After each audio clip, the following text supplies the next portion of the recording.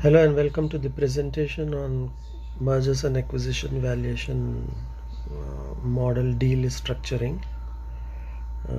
In this chapter, our concern is pertaining to understanding how the deal structuring works, particularly using the financial models to help answer key valuation and deal structuring questions.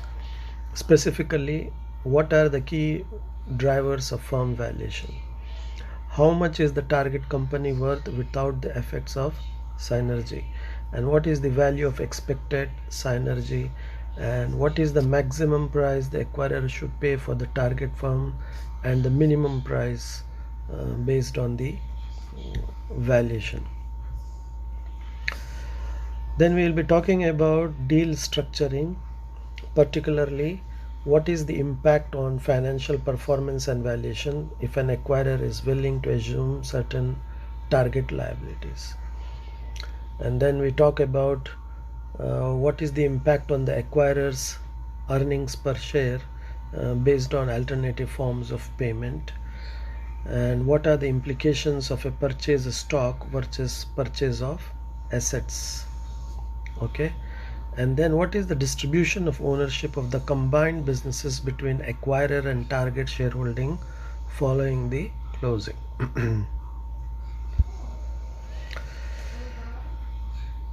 Now let's talk about stock versus asset purchases.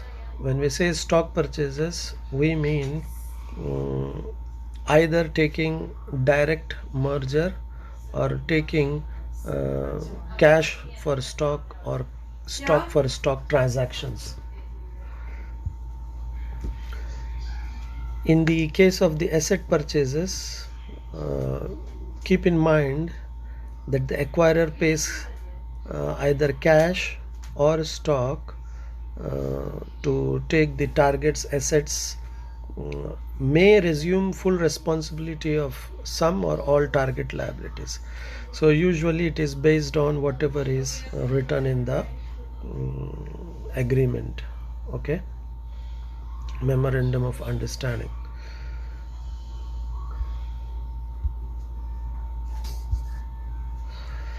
Then if you see the mergers and acquisition valuation model, which we talked in terms of the project, we said how to value a target based on the template which was provided to you. Now we are discussing how we can discuss the implications of this target value, standalone value. Okay. So in order to do this, we have 4 steps: step 1, step 2, step 3, and step 4. Step 1 is talking about constructing the 3 statement model and then determining the value drivers which are contributing to the firm performance.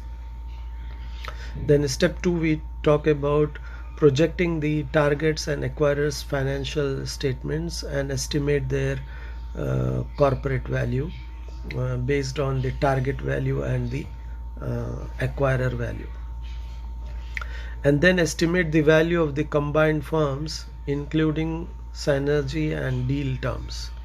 And then finally in step 4, determine appropriateness of offer price and acquirer's post transaction capital structure. Okay. Now we discuss mergers and acquisition model value drivers. When we say value drivers, these are variables which exert the greatest impact on firm value, and these are some of the important value drivers for a company, usually which are revenue growth, cost of sales as a percent of sales, selling, general and administration or advertising as a percent of sales, WAC assumed during annual cash flow growth period, that is the planning period, and WAC assumed during terminal period, and the growth rate assumed during terminal period. Okay. So you can use a scenario analysis and then find out what will happen if 1% change in revenue growth takes place and what is the impact on firm value.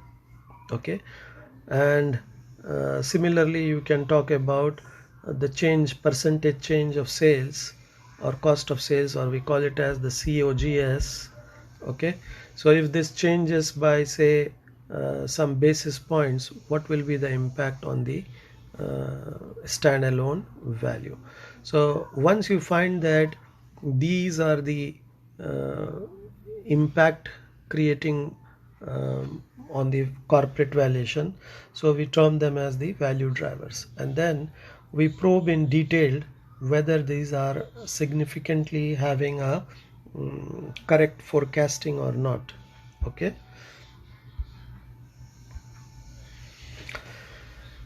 so we have one problem to understand what will be the impact of cash and stock transaction on the post merger earning per share.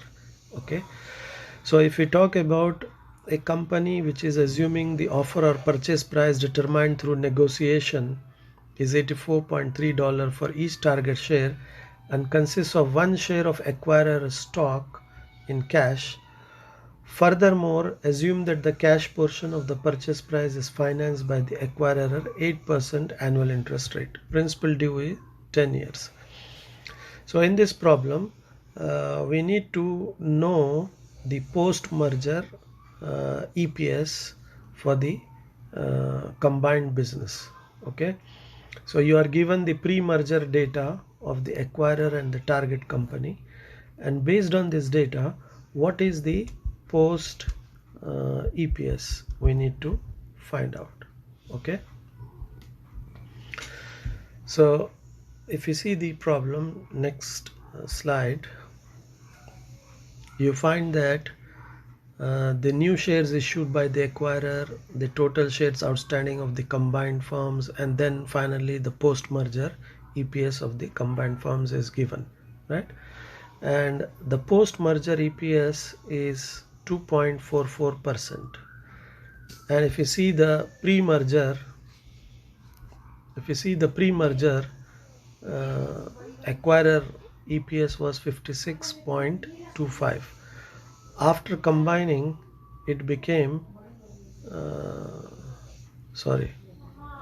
it was 2.51, right? It was 2.51, then it became 2.44. So what is the value dilation, or what is the combined firms diluted EPS? So this is simply given by 2.51 minus 2.44, which gives us $0.07. Okay, so let's take one exercise problem from the textbook and then try to understand all this. That means we will be taking acquiring company and target company data along with the price earning multiples being assumed that there will be no change. So the purchase price premium, stock exchange ratio, new shares issued by acquiring company, total shares outstanding of the combined company, and all this. So finally, post-merger ownership distribution was. Let's try to understand this. Okay, so let's talk about how to compute the purchase price. So when we say purchase price,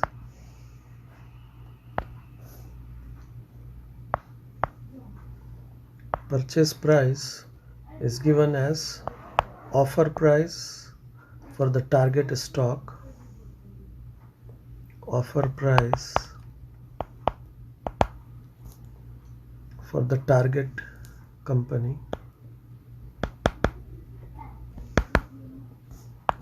divided by market price per share of the acquiring company, or for acquiring company. Okay, so offer price is given as how much? If you see this, it's given as $50. Okay, if you see it here, it says $50 for each. Okay, so $50 divided by market price for acquiring company is given as $60. So that gives us 1.25. Okay, so the purchase premium is 25%.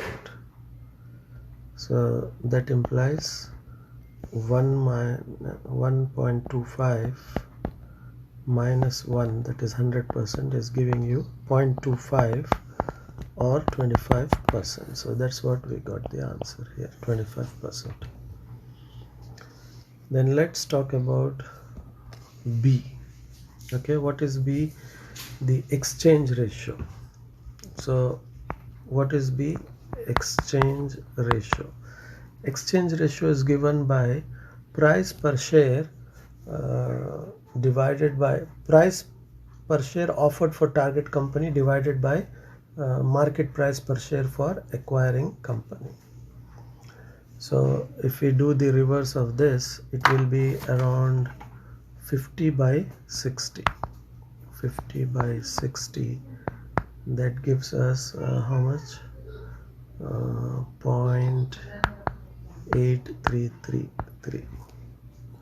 Okay, so that shows that the acquiring company issues 0.833 shares of stock for each share of target company's stock. So if you are the shareholder of the target company, you are going to give one share and then you are going to take 0.833 shares of the acquiring company, or you will get this. That is what we call as the exchange ratio. Then let's talk about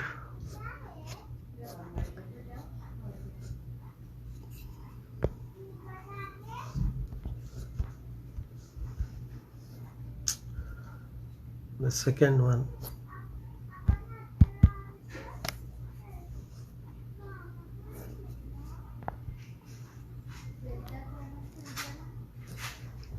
Okay, so B. What is B? B we have done. C. C. What is C? New shares issued by acquiring company. So how you will find the new shares issued by the acquiring company? That means what was the shares of the target company and then the exchange ratio. So therefore new shares is given as, how much was the acquiring shares given? 20,000 number of shares. Okay, 20,000. So take 20,000 and multiply by the exchange ratio. So exchange ratio we calculated as 0.8333. Okay, so if you multiply this, you will get the new shares. How much? 8 to the 16, and that means 16.666. So 16,666. Okay, so this is what you get as your new shares issued by the acquiring company. So this is what we got here. Then D. What is D? Total shares outstanding of the combined companies. What are the total shares outstanding? Total shares outstanding of the combined company is, earlier the shares of the acquiring company is 60,000. So that implies 60,000 plus the new shares which we calculated, 666. Okay, so that will give us the target shares outstanding of the combined corporation as 76,666. Okay, so this is what we get. Then we move on to the next one, that is E. What is E?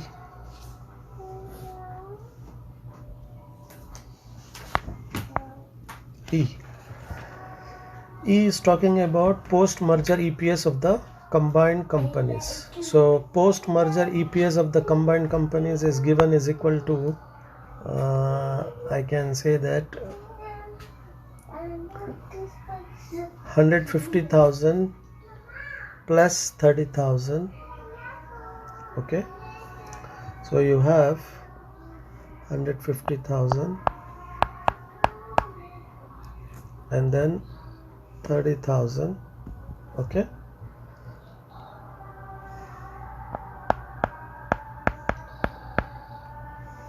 divided by how much we computed.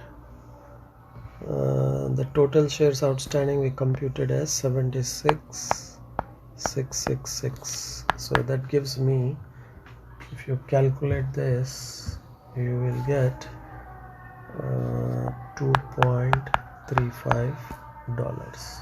Okay, so this was the post merger EPS of the combined companies. Now F is talking about pre-merger EPS of acquiring company. So acquiring company earnings were 150,000 divided by what was the shares?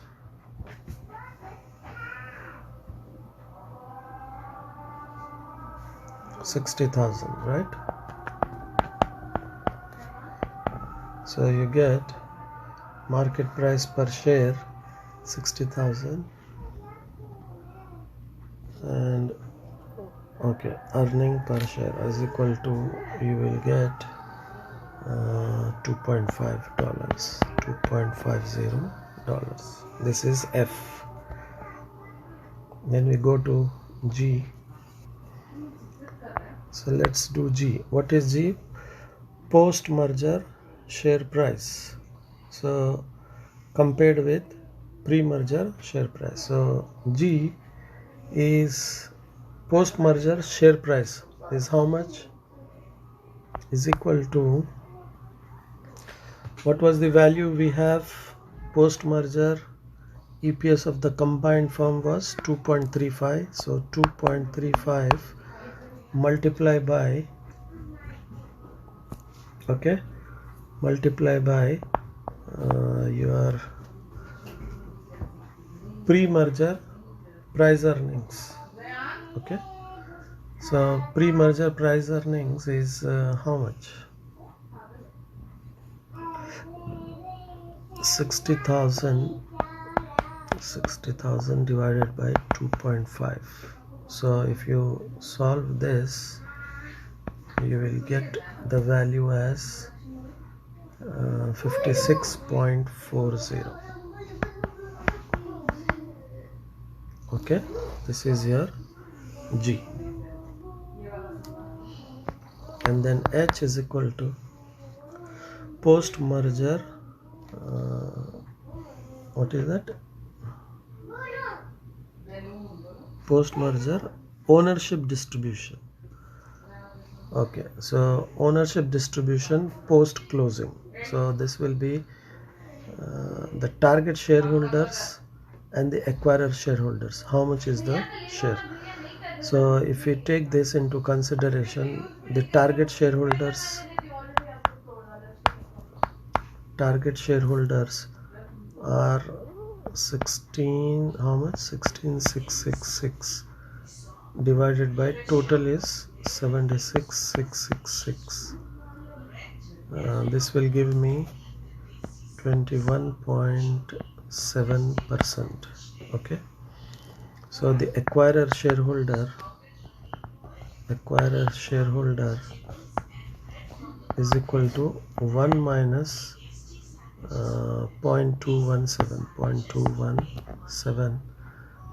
That gives me 78.3%. okay, 78.3%. so this is what we have. So 21% and okay, so let's calculate now the minimum and maximum price. Minimum price can be given based on the valuation. Okay. So if you take the minimum price is given as your formula DCF valuation. T is equal to 1 to n cash flows after tax divided by 1 plus WACC, okay, weighted average cost of capital to the power of t, okay, plus the terminal value. So how to get the terminal value?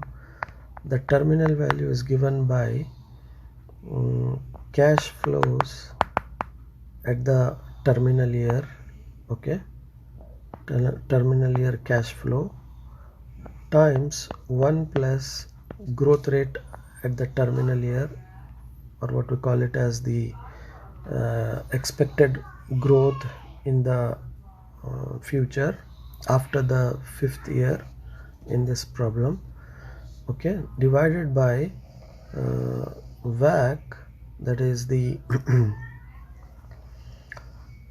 like say we say it has been dropped 10% beyond the 5th year. So WACC in the terminal year, okay, this is normal year and this is terminal year, minus G. Okay, so if we use this formula we can get the minimum price. Then maximum price I will show you also. So let's take the new page, okay. So if we put here cash flow present value factor, okay, and the present value. So in order to calculate the present value factor I can use this, or simply I can put the formula in this way. So the value is given as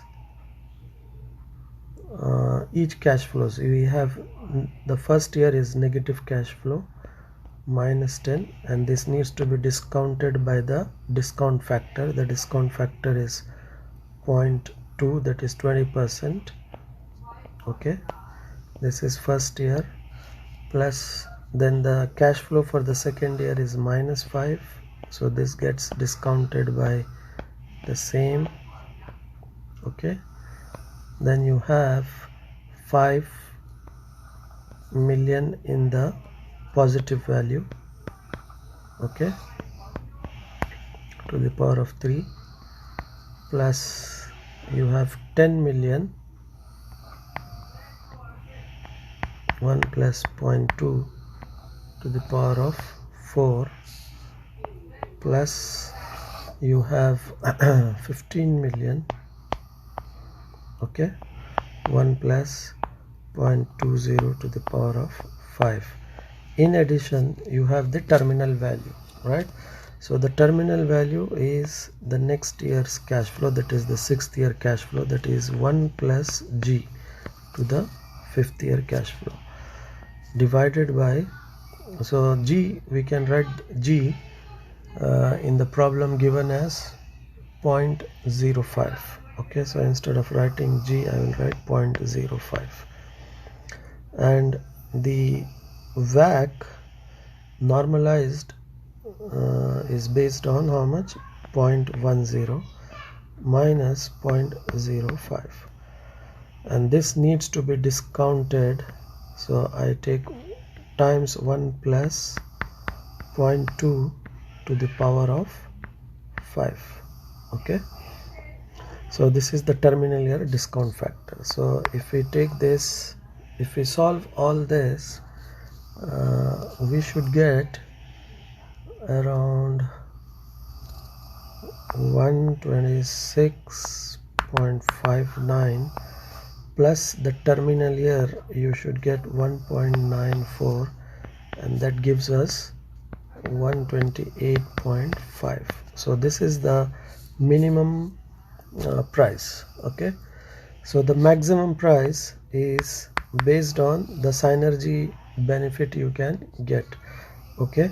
So the maximum price we can give or negotiate to the target value is, this is the minimum price, that is how much it is, 128.5 plus the synergistic benefit which we can get based on combining this form is $30, which is given in the problem.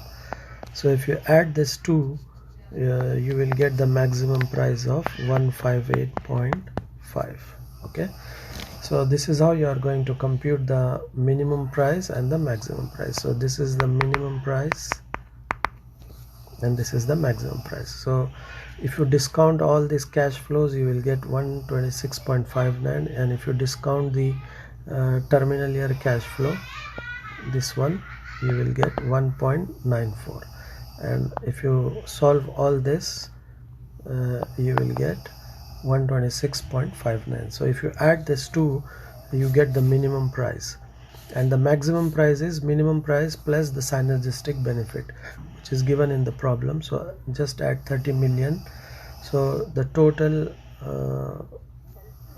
combined value we can give is 158. So the minimum price as an acquirer, we should try to negotiate and get it at 128, but the maximum we can give is 158.5 to acquire this firm.